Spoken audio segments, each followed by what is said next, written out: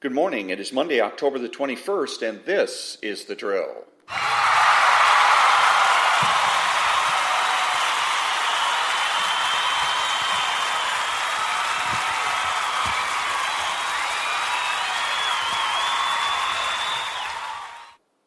Thank you very much. I'm Ron, your host, the only true conservative in the United States today, because I'm the only one who makes the presumption for the status quo. My podcast is about being a true conservative and using true conservatism to beat the left each and every day. My podcast is made possible by Spreaker.com. It can be heard on iTunes, Spotify, Google, and YouTube. My email address is storytimes@hotmail.com. I'm on Twitter at Ronald Hartgrove and on Facebook at The Drill. I started my socio-political odyssey as a lefty. When I was a teenager, I liked the left. I liked the left because it was lenient and permissive. The left's message was, if it feels good, do it. So I did. I wore my hair long and my morals loose. I engaged in petty vice and associated with people who engaged in vice. People who used drugs, gambled, consorted with prostitutes, stole, and cheated. Be cool was the slogan that I lived by. When I became an adult, I realized that there was more to life than having fun. I cast my first vote for a conservative Republican. That was when I became attracted to Republican conservatism. I admired Ronald Reagan, read William F. Buckley, joined the United States Air Force, and listened to Rush Limbaugh. By being realistic, by carefully choosing what to watch, listen to, and read, by refusing to associate with common criminals and ne'er-do-wells, by being aware of and resisting left-wing counterculture, and by using my intellect to defeat psychological bullying, I will demonstrate the fact that conservatism is real, therefore the best, and I will not only win, I will never lose. And the purpose of my podcast is to convince you that true conservatism is real and worth promoting. Today I'm going to discuss socialized medicine and give the perfect example of what I mean when I say American businesses are being socialized. All that when I come back.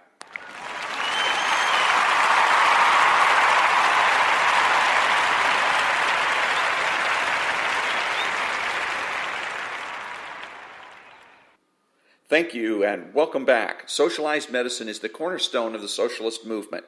I've always assumed that all socialist countries have socialized medicine. Just for fun, I decided to Google the question, quote, does communist China have socialized medicine, unquote. The answer came from a website called Inkstone.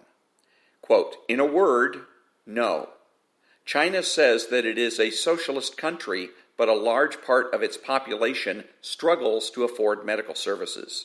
Providing quality health care to a rapidly aging society is now a key challenge faced by the ruling Communist Party, unquote. My question, why should the United States of America accept that which the largest communist nation in the world won't, namely, socialized medicine? Back in a minute.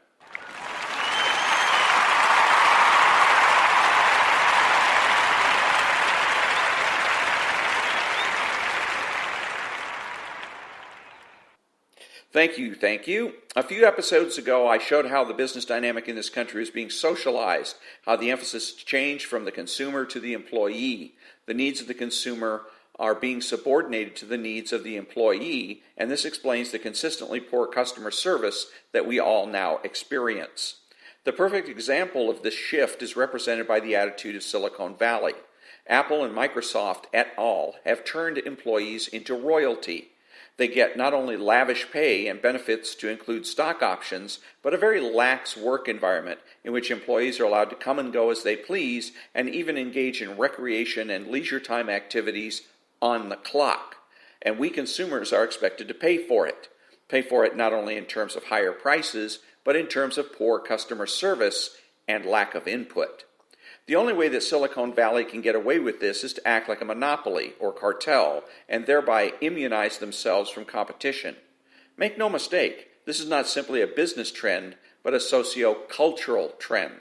The result of many decades of left-wing cultural influence, such as increases, but never decreases, in the minimum wage, medical benefits, vacation, sick leave, holiday pay, family and medical leave pay, etc. The solution is to re-emphasize the primacy of the consumer.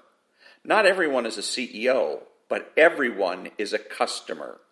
Therefore, what is best for the customer is best for all. Back in a minute.